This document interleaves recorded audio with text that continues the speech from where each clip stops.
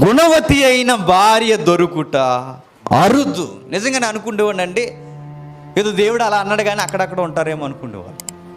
నిజంగా గుణవతి అంటే ఎవరు అని అడిగితేనే అడుగుతున్నాను. గుణవతి అంటే ఎవరు అంటే ఈమె అని ఎవరినైనా చూపించడానికి మన దగ్గర ఉన్న స్కేల్ ఏంటి, కొలత ఏంటి? మన గుణవతి అనగానే అనుకుంటాం కామ్ గోయింగ్ అనుకుంటాం. నో, బైబిల్ అలా చెప్పట్లేదు. గుణవతి అంటే మనం అనుకుంటాం, చాలామంది అనుకుంటారు గుణవతి అనగానే ఎవరితో మాట్లాడదండి, బుక్స్ ఇలా పట్టుకుంటుందండి, తల ఇలా కిందకెట్టుకుని అలా అలా అడుగులు అడుగేసుకుంటూ అలా చెప్పలేదు బైబిల్లో. గుణవతి అనగానే ఆ ఇంట్లో ఉందో లేదో కూడా తెలియదండి, అసలు ఉందంటారా, ఊరు వెళ్ళిందంటారా అన్నట్టు కూడా ఉండదండి, అలా ఉంటుందండి అనేది గుణవతి అని బైబిల్ చెప్పట్లేదు. గుణవతి అయిన భార్య దొరుకుట అరుదు. అరుదు అని ఎందుకు అన్నాడంటే చెప్పండి, దొరకదు కాబట్టి అరుదు. పెద్ద క్వశ్చన్ మార్క్ ఏంటి చెప్పనా? క్రీస్తు పూర్వమే అరుదు అన్నాడంటే చెప్పండి. ఇప్పుడు మొత్తానికి అరుదు ఈజ్ ఈక్వల్ టు అరుదు అరుదు అరుదు ఉందో లేదో కూడా తెలియదు. అరుదు అనే మాటను ఉపయోగించాడంటే ఇక ఈ రోజులు ఈ అప్డేట్ యుగాల్లో, ఈ వాట్సాప్ కాలంలో, ఈ ఫేస్బుక్ ట్రెండ్లో గుణవతి దొరుకుద్దా? కష్టం. గుణవతి అయిన భార్య దొరుకుట అరుదు అంటూనే ఒకవేళ దొరికితే ఆమె గుణవతి అని గుర్తించడానికి కొన్ని గుర్తులు ఉన్నాయట. ఎలా ఎలా అంటే చెప్తున్నాడు చూడండి. ఆమె పెనిమిటి ఆమె యందు నమ్మిక ఉంచెను. గుణవతికి ఫస్ట్ వాల్యూ ఏంటట? తన భర్త తన యందు చెప్పండి నమ్మిక ఉంచుతాడట. ఈమె గుణవతి అనడానికి ఫస్ట్ అడ్రస్లో ఒక అడ్రస్ ఏంటంటే తన భర్తకి తన పట్ల చాలా నమ్మకం. గుణవతికి మొట్టమొదటి ఉండాల్సిన వాల్యూ ఏంటంటే నమ్మకం. భర్తకి ఎప్పుడు నమ్మకం పోవడానికి వీల్లేదు. 2, తన సంపాదనకి ఏమాత్రము నష్టము కలగ చేయదట. గుణవతికున్న 2వ వాల్యూ ఏంటి? తన సంపాదనకి ఏమాత్రం నష్టం కలగ చేయదట. మరమాట అంటున్నాడు, తాను బ్రతుకు దినములన్నీ అతనికి మేలు చేయను కానీ కీడేమియు చేయదట. ఈమె గుణవతి అనడానికి గుర్తులేంటని బైబిల్ అడిగితే బైబిల్ చెప్తుంది, ఫస్ట్ తన భర్త తన మీద నమ్మకం పెడతాడు. 2, తన భర్త సంపాదనకి ఏమాత్రం తన వలన నష్టము కలగదట. మరి ఇంకేం జరుగుద్దని అదే వాక్యాన్ని మనం అడిగితే ఆమె వలన తన భర్తకు మేలే తప్ప చెప్పండి కీడెప్పుడు జరగదట. ఈ మాటలు జీవితాంతం గుర్తుపెట్టుకోవాలండి భార్యలు. గుణవతికున్న మరొక వాల్యూ ఏంటంటే నేను గుణవతినని చెప్పి పోజు కొట్టదట. మరేం చేస్తుంది? తన చేతులతో పనిచేస్తుందట. ఎంత బాగుందో చూడండి, ఎంత బ్యూటిఫుల్ లైన్స్ మనకు కనబడుతున్నాయి చూడండి. గుణవతికున్న మరొక క్వాలిటీ ఏంటంటే తన చేతులతో తానే కష్టపడుతుందట. మరలా మొదలు పెడుతున్నా. ఈమె గుణవతి అనడానికి ఫస్ట్ మెట్టు మనకు కనబడుతుంది నమ్మకం. తన భర్త ఎక్కడకపోయినా తన మీద ఉండే నమ్మకం.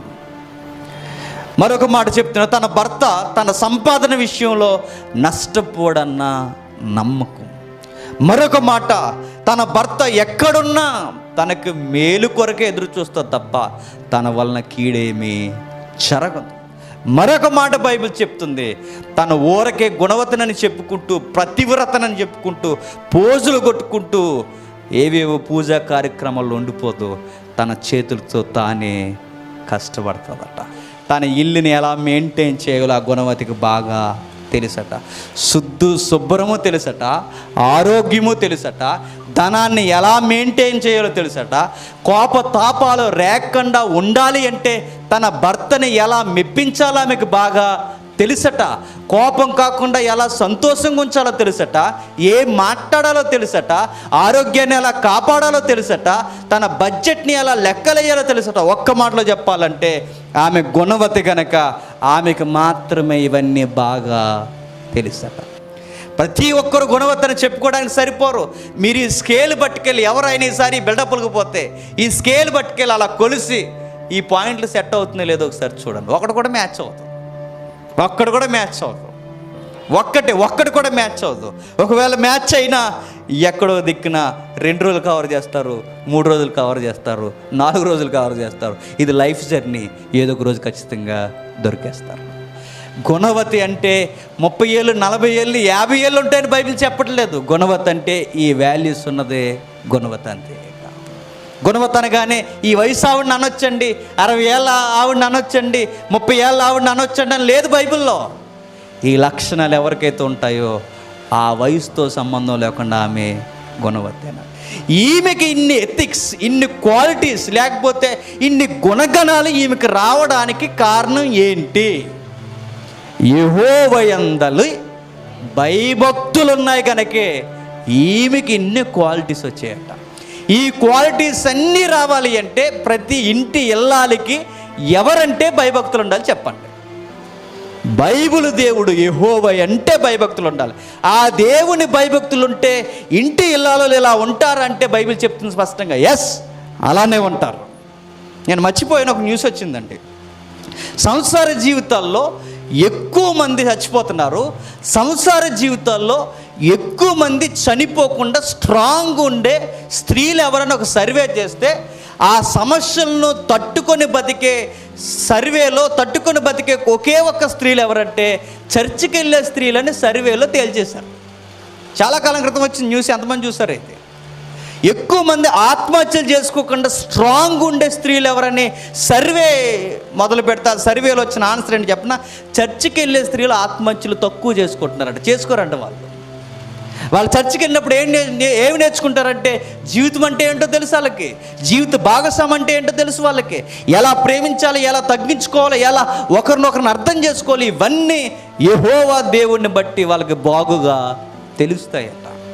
నిజంగా అలా ఉండాలండి క్రైస్తవ తల్లులు, క్రైస్తవ సహోదరి మనలందరూ ఎట్లా ఉండాలి అంటే, నీ భర్తలకి కోపం లేదా నీ కోపం ఏంటో నీకు తెలియాలి, వారిని ఎలా ఆనందింపజేయాలో మీకు తెలియాలి, వారి ఎళ్ళ ఎలా నమ్మకంగా ఉండాలో మీకు తెలియాలి, ఆ నమ్మకాన్ని ఎలా కాపాడుకోవాలో తెలియాలి, మీ ధన సమృద్ధి విషయంలో లెక్కలేయడం మీకు తెలియాలి, రాబో విపత్తును కూడా ఎదుర్కోవడానికి మీ దగ్గర ఉన్న పరిస్థితులు ఏంటో మీకు బాగా అర్థం. ఒక్క మాటలో చెప్పాలి అంటే మిమ్మల్ని చూసి అనేక మంది రోల్ మోడల్గా పెట్టుకోవాలి. ఇలా ఉంటే ఫ్యామిలీ ఎలా ఉంటుందట, నిత్యము ఆనందంగా గడుపుతుందట.